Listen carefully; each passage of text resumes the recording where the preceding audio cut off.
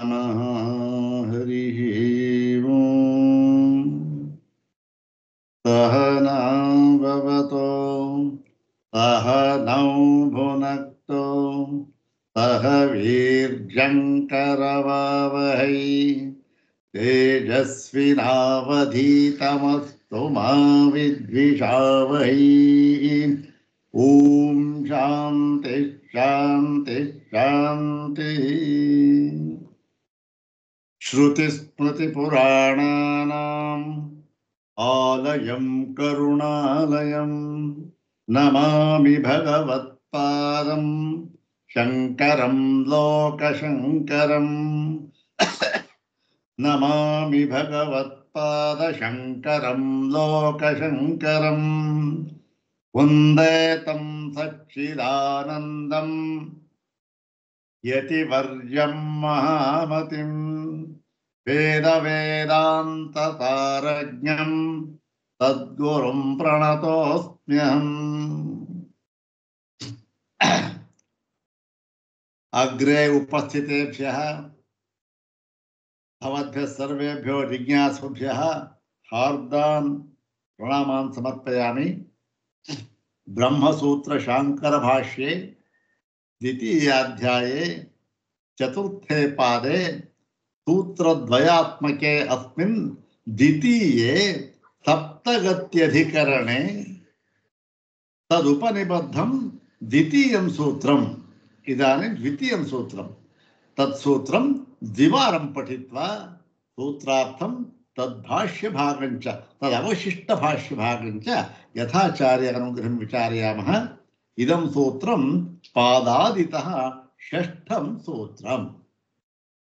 सर्वाग्रे शंकर भगवत पूज्यपादानां प्रशस्ति श्लोकमेकं पठित्वा प्रशस्ति श्लोकमेकं वा भवतु सुप्रभात श्लोकमेकं वा भवतु इति पठित्वा तेषां पादारविन्दयोः शिरसा प्रणिपत्य अनुग्रहं च प्राप्य प्रकृतं षष्ठं सूत्रं तद्भाष्यभागं च यथाचार्यानुग्रहम् इदानीं विचारयामः. श्री शंकराचार्य सुप्रभात स्तोत्रमेकं तत्र प्रथमः श्लोकः. इदानीं पठामः, द्विवारं पठामः. ओम विप्रादिभक्तनिचयः सह वेदघोषैः नानाविधानि कुसुमानि सुगन्धयुञ्जी संगृह्य पादयुगमर्चयितुं प्रपन्नः. हे संयमीन्द्र गुरुशंकर सुप्रभातम्. ओम विप्रादिभक्तनिचयस्तः वेदघोषैः नानाविधानि कुसुमानि सुगन्धयुञ्जी संगृह्य पादयुगमर्चयितुं प्रपन्नः. हे संयमीन्द्र गुरुशंकर सुप्रभातम्. अथ श्रीमच्छंकर भगवतः कृतौ शारीरकमीमांसा भाष्ये द्वितीये अविरोधाध्याये चतुर्थे पादे द्वितीयं सूत्रद्वयात्मकं सप्तगत्यधिकरणम्. ओम सप्तगतेर्विशेषितत्वाच्च ओम हस्तादयस्तु स्थितेतो नैवम्. ಇದು ಅವನ ಸಪ್ತಗತ್ಯಧಿಕರಣದಲ್ಲಿ ಉಪನಿಬದ್ಧವಾಗಿರತಕ್ಕಂತಹ ಎರಡು ಸೂತ್ರಗಳು. ಅದರಲ್ಲಿ ಈ ಎರಡು ಸೂತ್ರಗಳಲ್ಲಿ ಕೊನೆಯ ಸೂತ್ರ, ಆ ಅಧಿಕರಣದಲ್ಲಿ ಕೊನೆಯ ಸೂತ್ರ ಓಂ ಹಸ್ತಾದಯಸ್ತು ಸ್ಥಿತೇತೋ ನೈವಂ.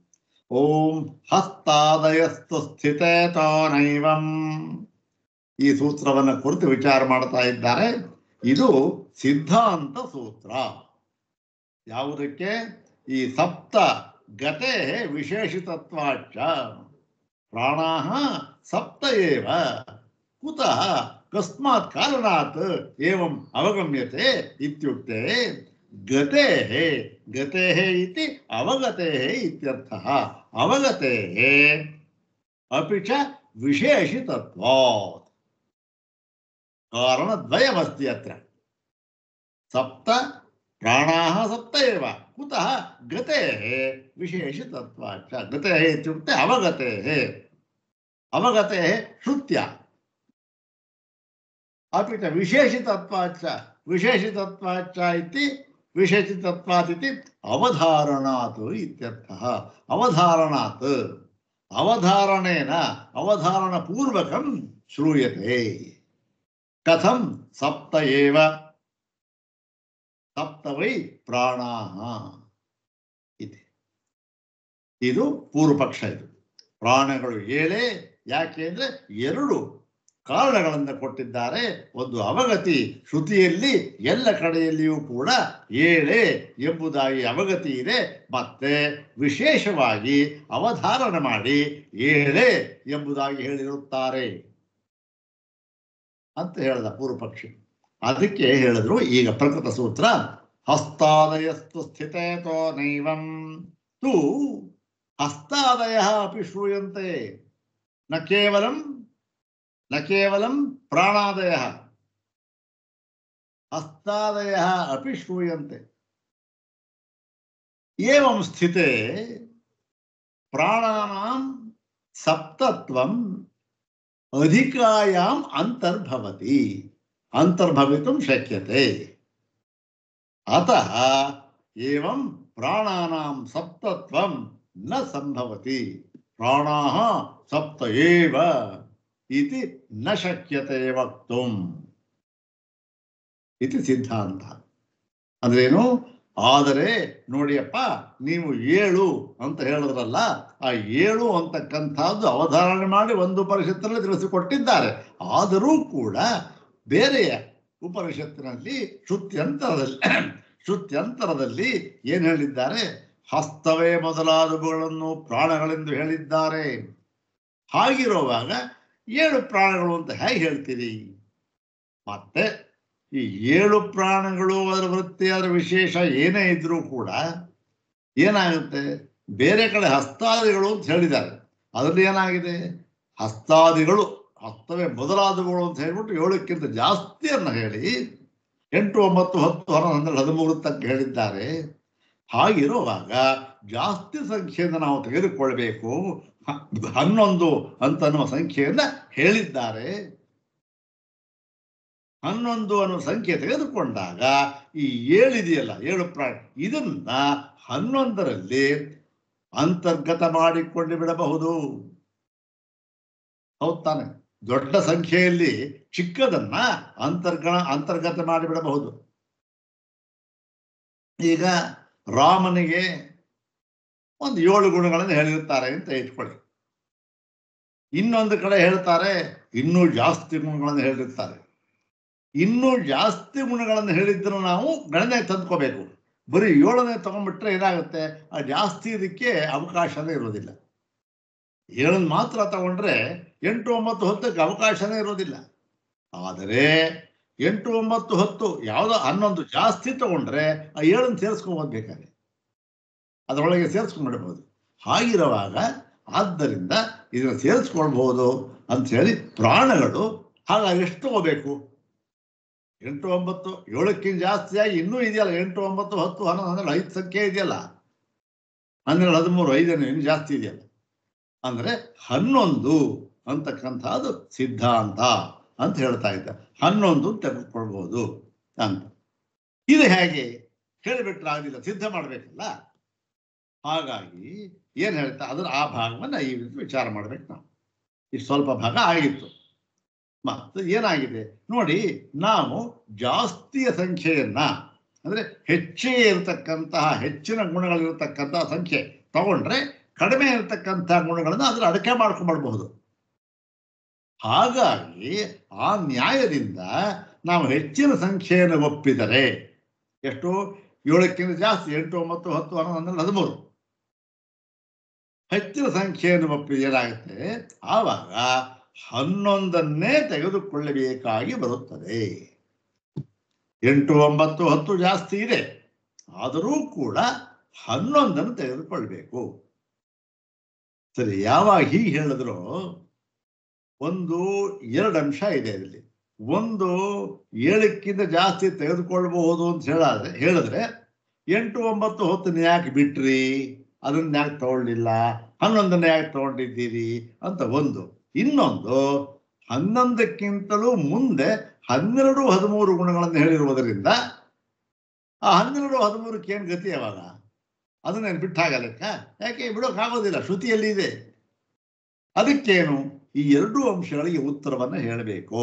ಇವಾಗ ಅದನ್ನ ಇವತ್ತು ಹೇಳ್ತಾ ಇದ್ದ.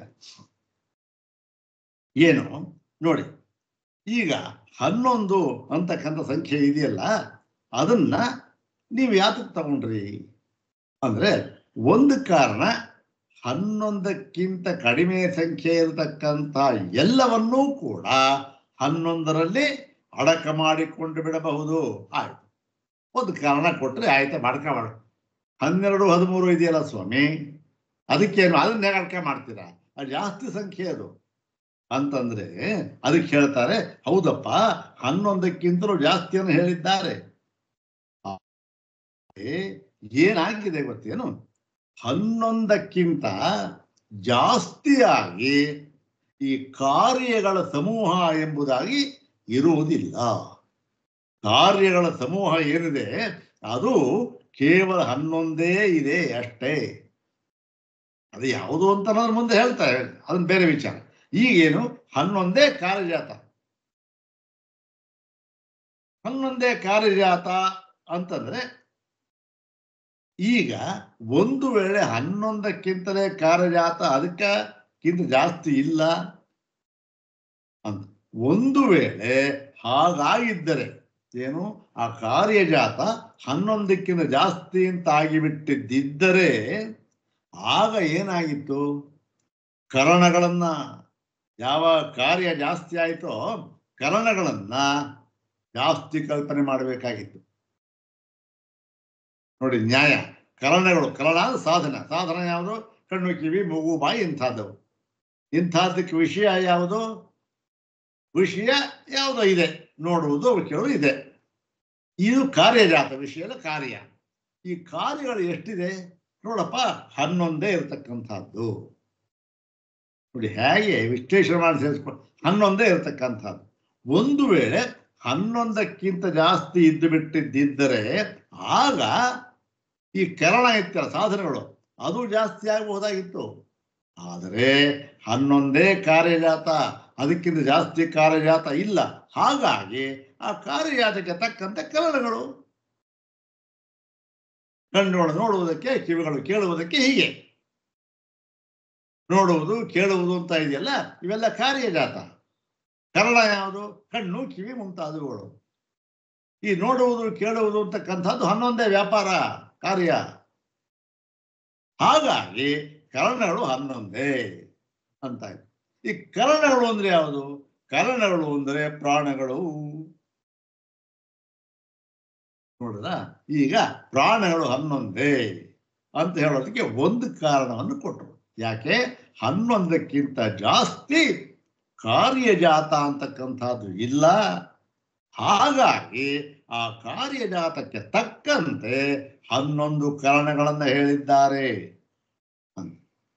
ಯಾವ್ದು ಸ್ವಾಮಿ ಅದು, 11ಕ್ಕಿಂತ ಜಾಸ್ತಿ ಇಲ್ಲ ಅಂತಂದ್ರಲ್ಲ, ಅದನ್ನು ಹೇಳ್ತಾ ಇದ್ದಾರೆ. ನೋಡಿ ಇವತ್ತು ನೋಡಿ, ಯಾವುದು, ಶಬ್ದ ಸ್ಪರ್ಶ ರೂಪರಸಗಂಧ ವಿಷಯ ಪಂಚಬುದ್ಧಿಭೇದ ತದರ್ಥಾನಿ ಪಂಚಬುದ್ಧಿ ಇಂದ್ರಿಯಾಣಿ. ಈಗ ಶಬ್ದ ಸ್ಪರ್ಶ ರೂಪ ರಸಗಂಧ ವಿಷಯ, ಇದಕ್ಕೆ ಈ 5 ಶಬ್ದ ಸ್ಪರ್ಶ ರೂಪ ರಸಗಂಧ ಇದೆಯಲ್ಲ, ಅದರ ವಿಷಯಗಳು ಯಾವುದಕ್ಕೂ, ಅದಕ್ಕೆ ಪಂಚಬುದ್ಧಿಭೇದ, ಅದನ್ನ ಬುದ್ಧಿಭೇದಗಳು ಅಂತ ಹೇಳಿ, ಆ ಬುದ್ಧಿಭೇದಗಳಿಗೆ ಅನುಗುಣವಾಗಿ ಏನಾಗಿದೆ, 5 ಇಂದ್ರಿಯಗಳು, 5 ಬುದ್ಧಿಭೇದ, ಅದಕ್ಕೆ ತಕ್ಕಂತೆ 5 ಇಂದ್ರಿಯಗಳು. ಯಾವುದು, ಶಬ್ದ, ಆ ಕಿವಿ, ಕಣ್ಣು ಇದೆ, ಅದನ್ನು ಹೇಳಿದನು, ಅದು ಕಣ್ಣು. ಮತ್ತೆ ಈ ಅದಕ್ಕೆ ತಕ್ಕಂತೆ ಕರ್ಮಭೇದಗಳು.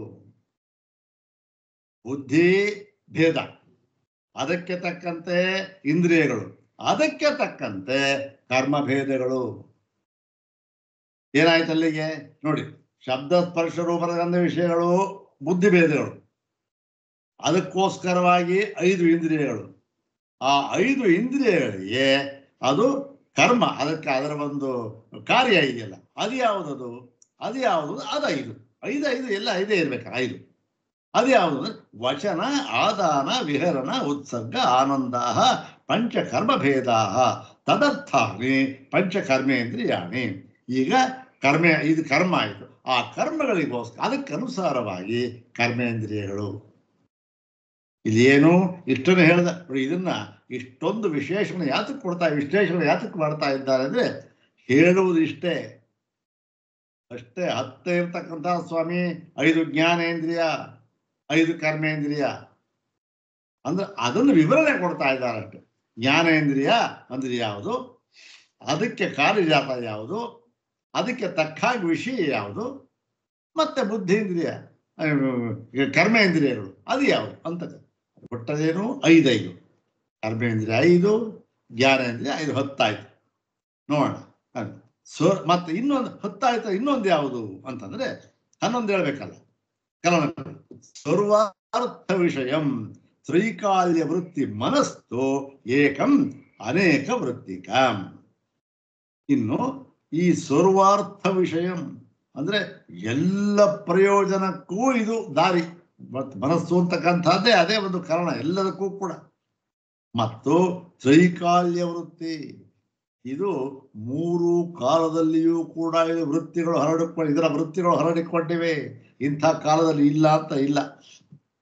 ಇಂಥ ಕಾಲ ಯಾವುದು? ಇದು 3 ಕಾಲ ಅಂತಂದ್ರೆ ಇಲ್ಲಿ ಅವಸ್ಥೆಗಳನ್ನು ತರಬಾರದು ನಾವು. ಯಾವುದು? ಜಾಗೃತ, ಸ್ವಪ್ನ, ಸುಷುಪ್ತಿ ಅಂತ ಅಲ್ಲ. ಯಾಕೆ?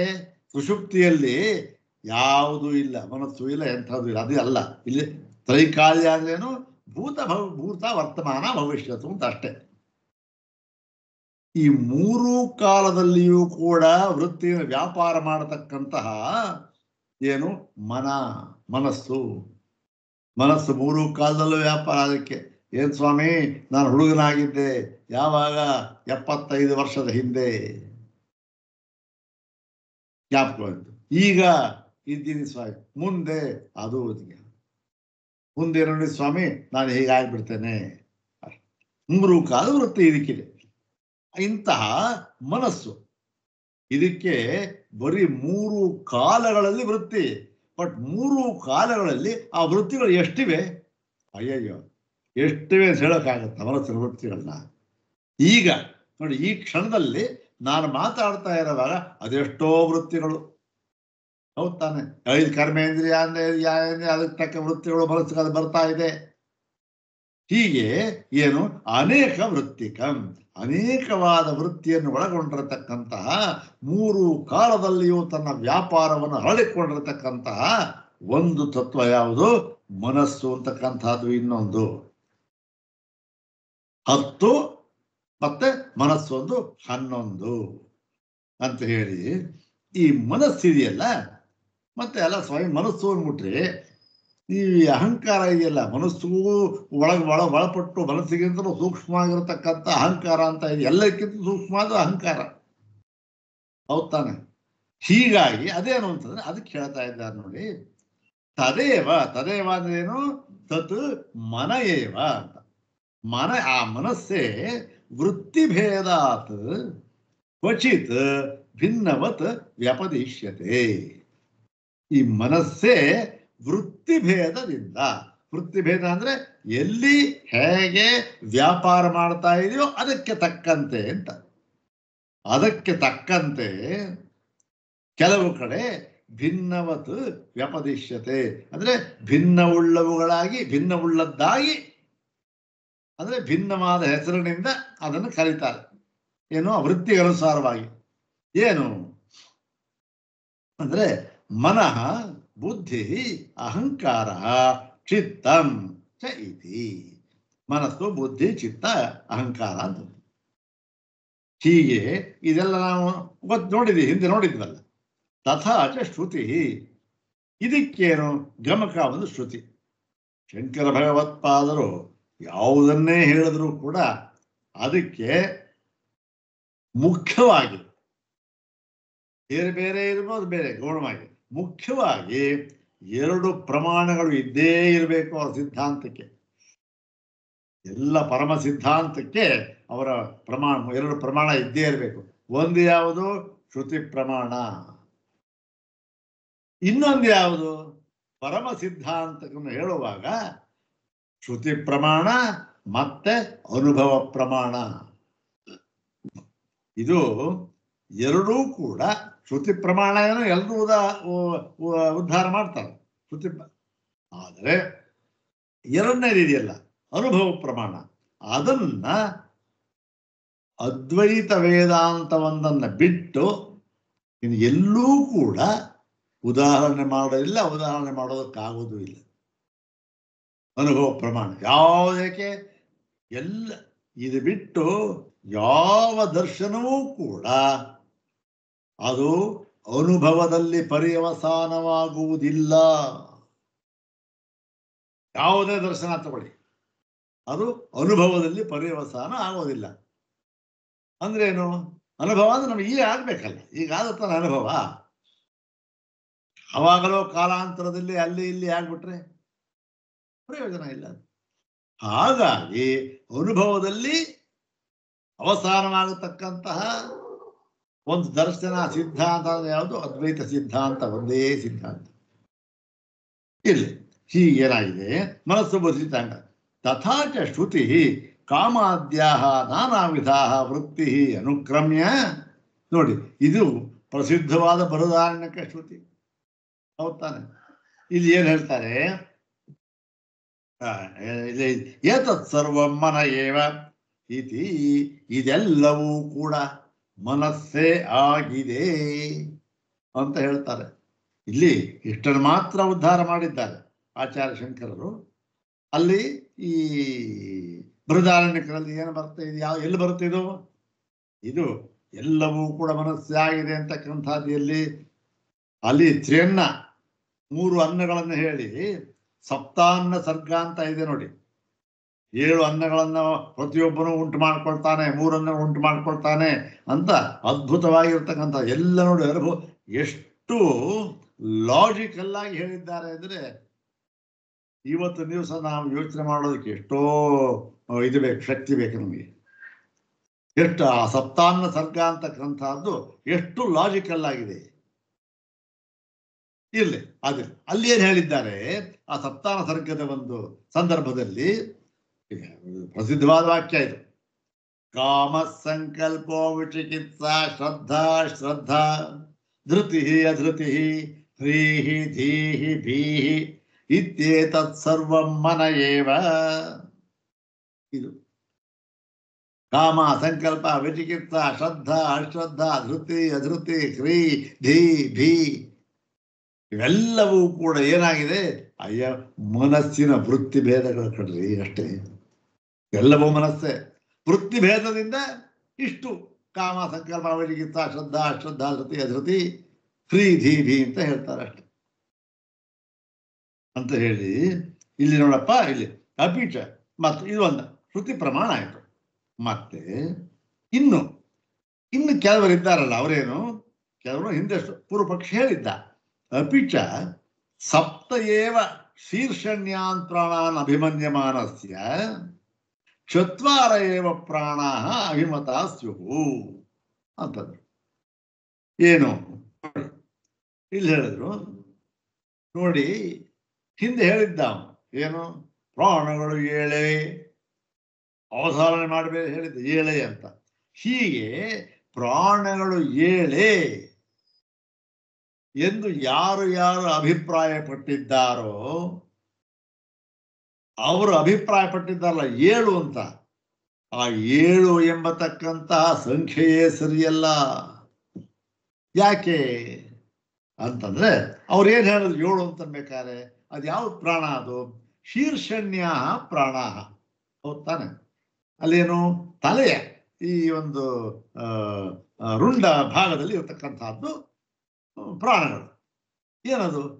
ಎರಡು ಕಣ್ಣು, ಎರಡು ಕಿವಿ, ಎರಡು ನಾಸಿಕಾರಂಧ್ರ, ಮತ್ತೆ ಒಂದು ವಾಕುಬಾಯಿ ಅಂತಕ್ಕಂಥ ಇವು ಪ್ರಾಣ.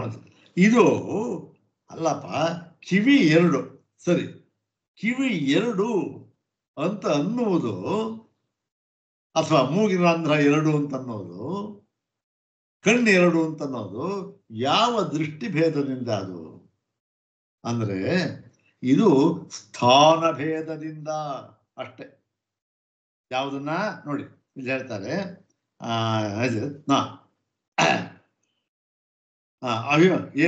ಸ್ಥಾನ ಭೇದ ಏತೆ ಚತ್ವಾರ ಸಂತಹ ಸಪ್ತಗಣ್ಯಂತೆ, ದ್ವೇ ಶ್ರೋತ್ರೆ, ದ್ವೇ ಚಕ್ಷುಷಿ, ದ್ವೇ ದಾಸಿಕೆ, ಏಕಾವಾಕಿ.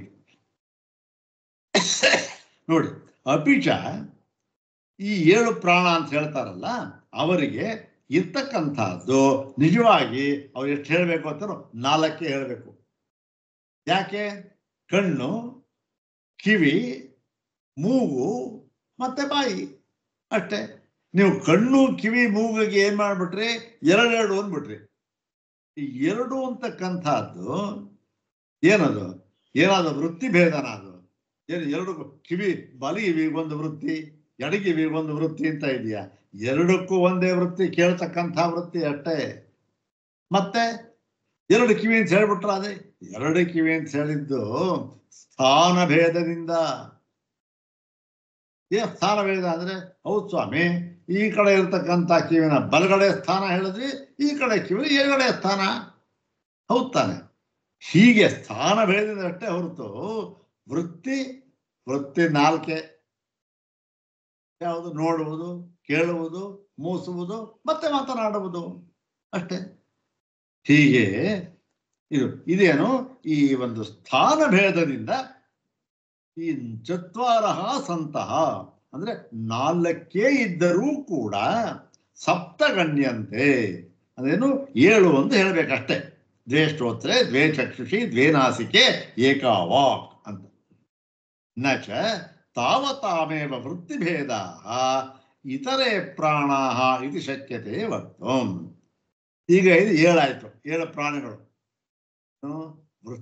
ವೃತ್ತಿಭೇದದಿಂದ 4, ಸ್ಥಾನ ಭೇದದಿಂದ 7 ಆಯ್ತು ಸ್ವಾಮಿ, 7 ಆಯ್ತು.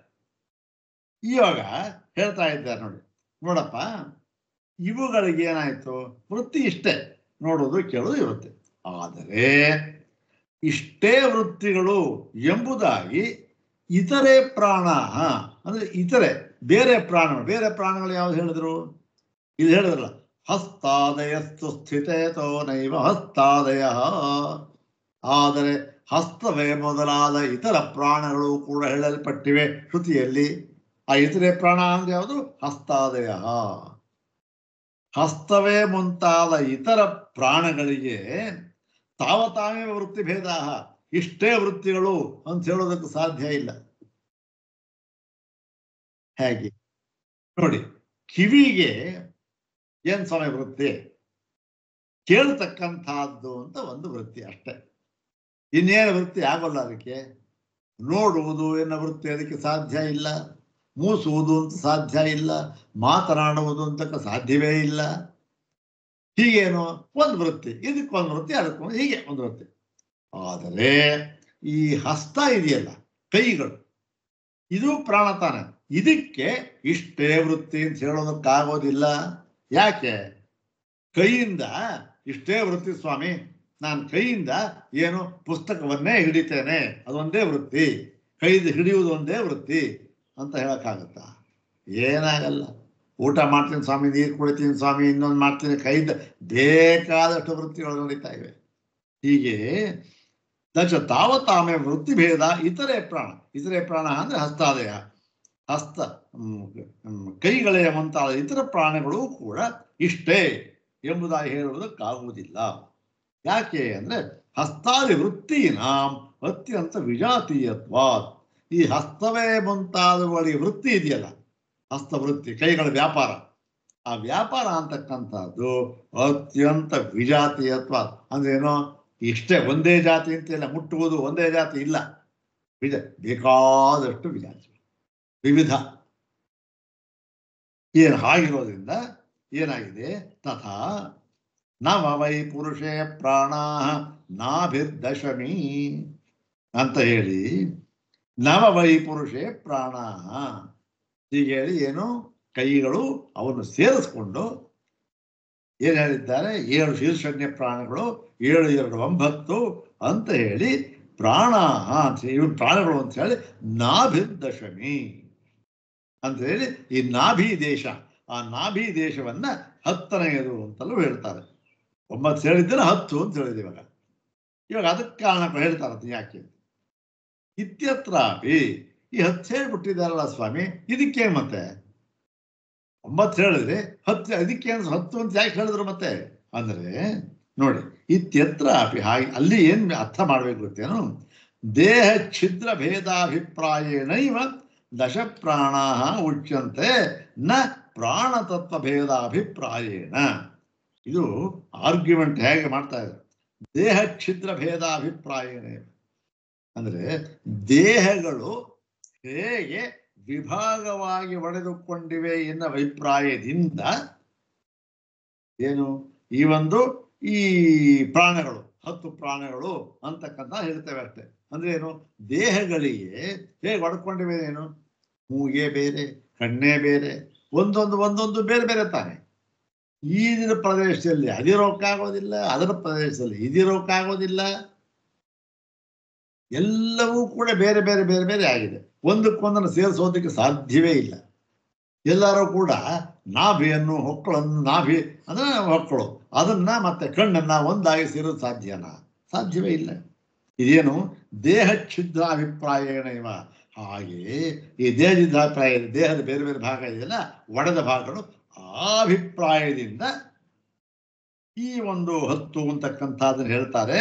ನಾಭಿರ್ದಶಮಿ ಅಂತಕ್ಕಂಥದ್ದು ಅಷ್ಟೇ ಹೊರತು ನಹಿ ನಾಭಿರ್ನಾಮ ಕಶ್ಚಿತ್ ಪ್ರಾಣ ಪ್ರಸಿದ್ಧೋಸ್ತಿ. ಅಷ್ಟೇ ಹೊರತು ಈ ನಾಭಿ ಅಂತಕ್ಕಂಥ ಒಂದು ಪ್ರಾಣ ಅದು ಒಂದು ಯಾವುದಂತೆ ಕೈಗಳಂತೆ ನಾಭಿಯೂ ಕೂಡ ಒಂದು ಪ್ರಾಣ ಅಂತ ಎಂಬುದಾಗಿ ಎಲ್ಲಿಯೂ ಕೂಡ ಹೇಳಿಲ್ಲ, ಮತ್ತೆ ಪ್ರಸಿದ್ಧವೂ ಆಗಿಲ್ಲ. ಅದು ಯಾಕೆ ಅಂತಂದ್ರೆ ನಾಭಿಗೆ ಏನು ವೃತ್ತಿ ಇದೆ, ಅದಕ್ಕೆ ನಾಭಿ ಅಂತಕ್ಕಂಥದ್ದು ಈ ಒಂದು ದೇಹದ ಒಂದು ಸ್ಥಿತಿಗೆ ಆಧಾರವಾಗಿರತಕ್ಕಂಥ ಭಾಗ. ಅದೆಲ್ಲ ಸರಿ, ಒಪ್ಕೊಳ್ತೇವೆ ನಾವು. ನೋಡಿ, ಇವತ್ತಿನ ಒಂದು ವೈದ್ಯರು ಕೂಡ ಹೇಳ್ತಾರೆ ನಾಭಿ ಅಂತ ಬಹಳ ಮುಖ್ಯ. ಯಾಕೆ ಅಂದ್ರೆ ಗರ್ಭಸ್ಥಿತಿಯಿಂದಲೂ ಕೂಡ, ಗರ್ಭದಲ್ಲಿ ಇದ್ದಾಗಲಿಂದಲೂ ಕೂಡ ಕೊನೆವರೆಗೂ ಕೂಡ ಏನಾಗುತ್ತೆ, ಅದರ ಒಂದು ಅಗತ್ಯ ಅಂತಕ್ಕಂಥದ್ದು ಇದ್ದೇ ಇರುತ್ತೆ ನಾಭಿ ಅಂತಕ್ಕಂಥ. ಯಾಕೆ ಸೂಕ್ಷ್ಮವಾದ ಭಾಗ ಅದು ಅಂತಕ್ಕಂಥ. ಯಾಕೆ ಅತ್ಯಂತ ವೇಗವಾಗಿ ಸಂವೇದನೆ ಒಳಪಡ್ತಕ್ಕಂಥ ಜಾಗನೂ ಅದು. ಆದ್ದರಿಂದ ಏನಾಗುತ್ತೆ, ಅದಕ್ಕೊಂದು ಮುಖ್ಯತ್ವ ಅಂತ ಕೊಟ್ಟಿದ್ದಾನೆ. ಯಾವುದು ಪುರುಷ ಅವಯವ ಛಿದ್ರ ಭೇದದಿಂದ ಅಷ್ಟೇ ಹೊರತು ಪ್ರಾಣ ಅಂತಕ್ಕಂಥದ್ದನ್ನ ಈ ಅರ್ಥದಲ್ಲಿ ಎಲ್ಲೂ ಹೇಳಿಲ್ಲ, ಪ್ರಸಿದ್ಧವೂ ಆಗಿಲ್ಲ. ಮತ್ತೆ ಮುಖ್ಯಸ್ಯದು ಪ್ರಾಣಸ್ಯ ಭವತಿ ನಾಭಿರಪಿ ಏಕಂ ವಿಶೇಷಾಯತನಂ ಇತ್ಯತಃ ನಾಭಿರ್ದಶಮಿ ಇತ್ಯುಕ್ತ. ಅದೇ ಈ ಒಂದು ಮುಖ್ಯಸ್ಯ ಆದರೆ ಮುಖ್ಯಸ್ಯ ಪ್ರಾಣಸ್ಯ ಭವತಿ ನಾಭಿರಪಿ ಅಂದ್ರೆ ಈ ಮುಖ್ಯ ಪ್ರಾಣನಿಗೆ ಈ ನಾಭಿ ಅಂತಕ್ಕಂಥದ್ದು ಕೂಡ ಒಂದು ವಿಶೇಷವಾದ ಆಶ್ರಯ ಸ್ಥಾನವಾಗಿದೆ. ಯಾಕೆ ಅಂದ್ರೆ ನೋಡಿ, ಈಗ ಗರ್ಭಾಶಯದಲ್ಲಿ ಇರುವಾಗ ಆ ಜೀವನಿಗೆ ಯಾವುದು ಪ್ರಾಣಾಧಾರ ಯಾವುದು? ನಾಭಿಯೇ. ಬೇರೆ ಇನ್ಯಾವುದೂ ಕೂಡ ಪ್ರಾಣಾಧಾರ ಇಲ್ಲ. ಆಮೇಲೆ ಈಚೆಗೆ ಬಂದ ಮೇಲೆ ಬೇಕಾದ್ರೆ ಬಾಯಿ ಇರ್ಬೋದು, ಇನ್ನೊಂದಿರ್ಬೋದು, ಅದು ಬೇರೆ ವಿಚಾರ. ಅಲ್ಲಿ ಹೀಗೆ ಏನಾಗಿದೆ, ಅದು ವಿಶೇಷ ಆಯತನ. ಅದು ಒಂದು ಆಧಾರ. ಅದು ಯಾಕೆ ಎಲ್ಲ ಪ್ರಾಣಾಧಾರ, ಅದು ನಾಭಿ ಅಂತಕ್ಕಂಥ ಇತ್ಯತಃ ಈ ಒಂದು ಆ ಛಿದ್ರ ಭೇದದಿಂದ ಮತ್ತು ಅದರ ಮುಖ್ಯತ್ವದಿಂದ ನಾಭಿರ್ದಶಮಿ ಅಂತ ಹೇಳ್ತಾರೆ. ಕ್ವಚಿತ್ ಉಪಾಸನಾರ್ಥಂ, ಕ್ವಚಿತ್ ಉಪಾಸನಾರ್ಥಂ ಕತಿಚಿತ್ ಪ್ರಾಣಾಃ ಗಣ್ಯಂತೆ ಕ್ವಚಿತ್ ಪ್ರದರ್ಶನಾರ್ಥಂ. ಕೆಲವು ಕಡೆ ನೋಡಿ ಈ ಪ್ರಾಣಗಳು ಅಂತ ಇದೆಯಲ್ಲ, ಅದು ಉಪಾಸನಾರ್ಥವಾಗಿ ಕತಿಚಿತ್ ಏನು ಇಷ್ಟು ಕತಿಚಿದ್ರೆ ಇಷ್ಟು ಇಷ್ಟು ಇಷ್ಟು ಪ್ರಾಣ ಉಪಾಸನಾರ್ಥವಾಗಿ ಬಂದಿರತಕ್ಕಂಥದ್ದು. ಮತ್ತೆ ಕ್ವಚಿತ್ ಪ್ರದರ್ಶನಾರ್ಥಂ, ಇನ್ನು ಕೆಲವು ಕಡೆ ಕೇವಲ ಅದನ್ನು ಹೇಳುವುದಕ್ಕೋಸ್ಕರ ಮಾತ್ರ ಬಂದಿದೆ ಅಷ್ಟೆ. ಹೇಳುವುದು ಹಿಂದೆ ಹೇಳಿದ್ರಲ್ಲ ಇದೆ. ಇನ್ನು ಕೆಲವು ಕಡೆ ಉಪಾಸನೆಗಾಗಿ ಬಂದಿದೆ, ಹೀಗಂತ ಉಪಾಸನೆ ಮಾಡಬೇಕು, ಹಾಗಂತ ಉಪಾಸನೆ ಬಂದಿದೆ. ಮತ್ತು ತದೇವಂ ವಿಚಿತ್ರೆ ಪ್ರಾಣೇಯತಾಂನಾನೆ ಸತಿ ಕ್ವ ಕಿಂ ಪರಂ ಆಮ್ನಾನಂ ಇತಿ ವಿವೇಕ್ತವ್ಯಂ. ಹೀಗೆ ವಿಚಿತ್ರೆ ಪ್ರಾಣೇಯತಾಂನಾನೆ, ಈ ಪ್ರಾಣಗಳಿಗೆ ಪ್ರಾಣ ಇಯತ್ತಾಂನಾನೆ, ಪ್ರಾಣಗಳು ಇಷ್ಟು, ಇಯತ್ತ ಅಂದ್ರೆ ಇಷ್ಟು ಅಂತ. ಈ ಪ್ರಾಣಗಳು ಇಷ್ಟು ಎಂಬುದರಲ್ಲಿ ಈ ಒಂದು ವಿಚಿತ್ರ ಅಂದ್ರೆ ಏನು, ಇಷ್ಟು 8 9 10 ಈಗ ಹೇಳಿದ್ದಾರೆ, ಒಮ್ಮತ ಇಲ್ಲ ಹೇಳಿದಾರಲ್ಲ. ಅಲ್ಲಿ ಹೀಗಿರುವಾಗ ಎಲ್ಲಿ ಯಾವುದನ್ನ ಪರಂ ಆಮ್ನಾನಂ ಅಂದ್ರೆ ಮುಖ್ಯ, ಇದು ಮುಖ್ಯ, 7 ಮುಖ್ಯವೋ 8 ಮುಖ್ಯವೋ 9 ಮುಖ್ಯವೋ ಇಲ್ಲ 13 ಮುಖ್ಯವೋ ಅಂತ ಅನ್ನೋದನ್ನ ವಿವೇಕ್ತವ್ಯಂ, ವಿವೇಚನೆ ಮಾಡಿ ನಾವು ತಿಳಿದುಕೊಳ್ಳಬೇಕು. ಸರಿ ಆಯ್ತು, ವಿವೇಚನೆ ಮಾಡಿ ತಿಳ್ಕೊಂಡಾಗ ಏನ್ ಸ್ವಾಮಿ ಗೊತ್ತಾಗುತ್ತೆ ಅಂದ್ರೆ, ನೋಡಪ್ಪ, ಒಂದು ದೃಷ್ಟಿಯಿಂದ ವಿವೇಚನೆ ಮಾಡಿದ್ದಾಗಿದೆ. ಏನಂತ, ಯಾವ ದೃಷ್ಟಿಯಿಂದ ಅಂದ್ರೆ ಅಲ್ಲಿ ಹೇಳ್ತಾರೆ, ಕಾರ್ಯಜಾತ ವಶಾತ್ತು ಏಕಾದಶತ್ವ ಆಮ್ನಾನಂ ಪ್ರಾಣ ವಿಷಯಂ ಪ್ರಮಾಣಂ ಇತಿ ಸ್ಥಿತಂ. ಈಗ ಈ ದೃಷ್ಟಿಯಿಂದ ನೋಡಿದ್ದೇ ಆದರೆ, ಯಾವ ದೃಷ್ಟಿಯಿಂದ, ಕಾರ್ಯಜಾತಗಳ ದೃಷ್ಟಿಯಿಂದ. ಯಾವುದು, ಈ 11 ಅಂತಕ್ಕಂಥದ್ದಕ್ಕೆ ಕಾರ್ಯ ಯಾವುದು ಅಂದ್ರೆ 5 ಜ್ಞಾನೇಂದ್ರಿಯಗಳು, 5 ಕರ್ಮೇಂದ್ರಿಯಗಳು, ಅದಕ್ಕೆ ವಿಷಯ, ಮತ್ತೆ ಅದಕ್ಕೆ ಸಂಬಂಧಪಟ್ಟ ಕಾರ್ಯಜಾತ. ಎಷ್ಟಾಯ್ತು, 5 ಜ್ಞಾನೇಂದ್ರಿಯ, 5 ಕರ್ಮೇಂದ್ರಿಯ, 10 ಆಯ್ತು, 10 ಕಾರ್ಯಜಾತ ಆಯ್ತು, ಅದಕ್ಕೆ ವಿಷಯ ಆಯ್ತು. ಮತ್ತೆ ಇನ್ನೊಂದು ಮನಸ್ಸು ಅಂತಕ್ಕಂಥದ್ದು, ಅದು ಯಾವುದದು, ಅದು ಅನೇಕ ವೃತ್ತಿ ಮನಃ, ಅನೇಕ ವೃತ್ತಿ ರೂಪವಾದಂಥ ಮನಸ್ಸು, ಕಾಮಸಂಗ ಬೇಡಿಕೆ, ಹೀಗೆ 11 ಆಯ್ತು. ಆ 11 ಅಂತಕ್ಕಂಥದ್ದು ಇವೆಲ್ಲವನ್ನೂ ಕೂಡ ಉಪನಿಷತ್ತುಗಳಲ್ಲಿ ಪ್ರಾಣಗಳು ಎಂಬುದಾಗಿ ಕರೆದಿರುವುದರಿಂದ ಏನಾಗುತ್ತೆ, ಇದನ್ನೆಲ್ಲವನ್ನು ಕೂಡ ಪ್ರಾಣ ಅಂತಂತಂದ್ರೆ 11 ಎಂಬುದಾಗಿ ಈ ಒಂದು ಕಾರ್ಯಜಾತ ವಶಾತ್, ಕಾರ್ಯಜಾತ ಕಾರ್ಯ ಸಮೂಹ ಇದೆಯಲ್ಲ ಅದರ ದೃಷ್ಟಿಯಿಂದ 11 ಅಂತ ತೀರ್ಮಾನ ಮಾಡಿ ಹೇಳಬಹುದು. ಇದು ವಿವೇಚನೆ, ಯಾವುದು ಇದು ವಿವೇಚನೆ ಮಾಡಿ ಹೇಳ್ತಕ್ಕಂಥದ್ದು. ಈಗ ಈ ಕಾರ್ಯಜಾತ ವಶಾತ್ತು, ಹಾಗಾದ್ರೆ ಈ ಬೇರೆ ಏನಾದ್ರು ಉಂಟು ಅದಕ್ಕೆ ಅಂತಂದ್ರೆ, ಅದಕ್ಕೆ ಹೇಳ್ತಾರೆ ನೋಡಿ, ಬೇರೆ ಅರ್ಥ ಅಂತಂದ್ರೆ ಈ ಸೂತ್ರಕ್ಕೆ ಇವಾಗ ಇಷ್ಟೆಲ್ಲ ಮಾಡಿದ್ದಾಯ್ತು, ಪ್ರಾಣ 11 ಅಂತ ಆಯ್ತು, ವೃತ್ತಿ ಭೇದದಿಂದ ಆಯ್ತು, ಎಲ್ಲ ಮಾಡಿದ್ದಾಯ್ತು. ಈ ಸೂತ್ರಕ್ಕೆ ಬೇರೊಂದು ವಿಧವಾಗಿಯೂ ಕೂಡ ಅರ್ಥವನ್ನು ಮಾಡಬಹುದು. ಅದೇನು ಅರ್ಥಾಂತರ. ಈ ಸೂತ್ರಕ್ಕೆ, ಈ ಒಂದು ಅಧಿಕರಣಕ್ಕೆ ಇದಕ್ಕೆ ಅರ್ಥಾಂತರವನ್ನು ಕೂಡ ನಾವು ಮಾಡಬಹುದು. ಏನ್ ಅರ್ಥಾಂತರ ಅದನ್ನು ಮುಂದೆ ಹೇಳ್ತಾರೆ ಇರ್ಲಿ. ಈಗ ನೋಡಿ, ಇವೆಲ್ಲವೂ ಕೂಡ ಈ ಪ್ರಾಣ ಪ್ರಾಣ ಪ್ರಾಣ ಅಂತ ಹೇಳ್ಬಿಟ್ರಲ್ಲ, ಏನ್ ಸ್ವಾಮಿ ಹಸ್ತಾನು ಪ್ರಾಣ ಅಂದ್ರಿ, ಮೂನು ಪ್ರಾಣ ಅಂದ್ರಿ ಮಾಡ. ಇಲ್ಲಪ್ಪ ಅದ್ರ ವೃತ್ತಿ ಬೇರೆ. ಅಯ್ಯೋ ಆಯ್ತು ಸ್ವಾಮಿ ವೃತ್ತಿ ಬೇರೆ ಅಂತ ಏನೋ ಅವರ ಕೈಯಿಂದ ಏನೋ ಕೆಲಸ ಅದು ಪ್ರಾಣ ಅಂದ್ಬಿಟ್ರೆ ಅಂದ್ರೆ ಏನು? ಅಂದ್ರೆ ಏನು ಪ್ರಾಣ ಅಂತಂದ್ರೆ ಏನು ಗೊತ್ತೇನು? ಇಲ್ಲಿ ಅನಚೇಷ್ಟಾಯಾಮ್ ಅಂತಕ್ಕಂಥದ್ದು ಧಾತು. ಹೌದಾ? ಅಂದ್ರೆ ಏನು? ಎಲ್ಲ ವಿಧವಾದ ಯಾವುದೇ ವಿಧವಾದ ಶ್ರೇಷ್ಠ ವಿಕಾರಗಳಿಗೂ ಕೂಡ ಏನಾಗಿದೆ? ಅದು ಆಧಾರವಾಗಿದೆ. ಹೇಗೆ ಆಧಾರವಾಗಿದೆ ಅಂದ್ರೆ ಪ್ರ ಪ್ಲಸ್ ಅನ ಏನಾಯ್ತು? ಪ್ರಾಣ ಅಂತ ಆಯ್ತು.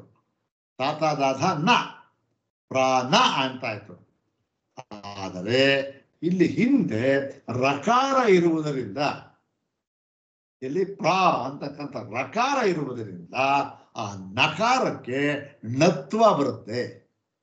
ನತ್ವ ಅಂದ್ರೆ ನಕಾರ ಅಷ್ಟೆ, ವ್ಯಾಕರಣ ನತ್ವ. ಆ ನಕಾರಕ್ಕೆ ನತ್ವ ಬಂದಾಗ ಏನಾಯ್ತು? ಪ್ರಾಣ ಅಂತ ಆಯ್ತು. ಈ ಒಂದು ಅರ್ಥದಿಂದ ಇವನ್ನೆಲ್ಲವನ್ನೂ ಕೂಡ ಪ್ರಾಣ ಅಂತ ಹೇಳಿದ್ದೇವೆ. ಮತ್ತು ಈ ಒಂದು ವ್ಯಾಪಾರ ವೃತ್ತಿ ದೃಷ್ಟಿಯಿಂದ ಅಂತ ಹೇಳಿದ್ರಲ್ಲ, ವೃತ್ತಿ ದೃಷ್ಟಿಯಿಂದ ನೋಡಿದರೆ ಆಗಲೂ ಕೂಡ ಈ ಪ್ರಾಣ ಅಂತಕ್ಕಂಥದ್ದು ಏನು, ಈ ದೃಷ್ಟಿಯಿಂದ ನೋಡಿದಾಗಲೂ ಅದು 5 ವಿಧವಾಗಿ ವ್ಯಾಪಾರ ನಮ್ಮ ಶರೀರದ ವ್ಯಾಪಾರ ಮಾಡ್ತಕ್ಕಂಥ ಆ ಭೇದನವಿದೆ. ಅದು ಇಲ್ಲಿ ಏನು? ಪ್ರಾಣಗಳು 11 ಎಂಬುದಾಗಿ ಸಿದ್ಧ ಮಾಡತಕ್ಕಂಥದ್ದು ಆ ಭಾಗ. ಇದಕ್ಕೆ ಪೂರಕವಾಗಿ ಕಠೋಪನಿಷತ್ತಿನಲ್ಲಿಯೂ ಕೂಡ ಪ್ರಾಣಗಳು 11 ಎಂಬುದಾಗಿ ಸಿದ್ಧ ಮಾಡಿ ತೋರಿಸಿದ್ದಾರೆ. ಅದನ್ನ ಇವತ್ತು ಸ್ವಲ್ಪ ಹೇಳೋಣ ಅನ್ಕೊಂಡಿದೆ, ಟೈಮ್ ಆಗೋಯ್ತು, ನಾಳೆ ಹೇಳ್ತೇನೆ. ಈಗ ಆ ಕಠೋಪನಿಷತ್ತಿನಲ್ಲಿಯೂ ಕೂಡ ಅಲ್ಲಿಯೂ ಕೂಡ ಈ ಒಂದು ನೀತಿ ನ್ಯಾಯವನ್ನೇ ಅನುಸರಿಸಿರ್ತಕ್ಕಂಥದ್ದು. ಅದು ಅನುಸರಿಸಿದ ರೀತಿ ಏನಾಗಿದೆ? ಸ್ವಲ್ಪ ವ್ಯತ್ಯಾಸ ಇರುತ್ತೆ ಅಲ್ಲಿ ಅಷ್ಟೇ ಹೊರತು ಸಿದ್ಧಾಂತ ಒಂದೇ. ಹಾಗಾಗಿ ಸಿದ್ಧಾಂತ ಏನಾಯ್ತು? ಪ್ರಾಣಗಳು 11 ಅಂತ ಆಯ್ತು. ಈಗ ಈ ಮುಂದಿನ ಈ ಒಂದು ಸೂತ್ರ ಇದೆಯಲ್ಲ, ಈ ಸೂತ್ರ ಇದೆಯಲ್ಲ, ಇದಕ್ಕೆ ಅರ್ಥಾಂತರವನ್ನು ಕೂಡ ಹೇಗೆ ಮಾಡಬಹುದು, ಈ ಸೂತ್ರವನ್ನು ಹೇಗೆ ಯೋಚಿಸ್ಬೋದು ಅಂತ ಅನ್ನೋದಕ್ಕೆ ಅದಕ್ಕೆ ಪೂರ್ವ ಪಕ್ಷ ಸಿದ್ಧಾಂತವನ್ನ ಮುಂದಿನ ಭಾಗದಲ್ಲಿ ಹೇಳ್ತಾರೆ. ಅದನ್ನು ಮುಂದಿನ ಭಾಗದಲ್ಲಿ ನೋಡೋಣ. ಈಗ ಇನ್ನೂ ಒಂದು 2-3 ನೋಟಿಫಿಕೇಶನ್ ಬಂತು. ನಮ್ಮ ನಾಗರಾಜ್ ಅವರು ನನಗೆ ಸೇರೋಕ್ಕಾಗಲಿಲ್ಲ ಅಂತ ಬರೆದ್ರು. ಇನ್ನೊಂದೇನೋ ಬಂದಿತ್ತು, ಯಾರೋ ಬಂದಿತ್ತು. ಅದು ಯಾಕೋ ಗೊತ್ತಿಲ್ಲ. ನಾನು ಇದು ಸ್ಕೈಪ್ ಇವಾಗ ಮಾಡಿದ್ದು. ನಮ್ಮ ಮೇಡಮ್ ಅವರು ಇನ್ನೊಂದು ಲಿಂಕ್ ಕೊಟ್ಟಿದ್ರು. ಅದು ಸದ್ಯಕ್ಕೇನೋ ಇವಾಗ ಮಾಡ್ತಾ ಇಲ್ಲ. ಇವ್ರು ಯಾತಕ್ಕೆ ಬರ್ತಾ ಇಲ್ಲ ಅಂತ ಅನ್ನೋದು ಗೊತ್ತಿಲ್ಲ. ನನ್ನ ಇವರು ನಮ್ಮ ನಾಗಪ್ರಭಾ ಮೇಡಮ್ ಕೂಡ ನನಗೂ ಬರ್ತಾ ಇಲ್ಲ ಅಂತೇನೋ ಹಾಕಿದ್ರು. ಅದೇನು ಯಾರಿಗೆ ಬರ್ತಾ ಇರೋ ಏನೋ ಗೊತ್ತಿಲ್ಲ. ಅದು ಬರ್ತಾ ಇಲ್ಲದೆ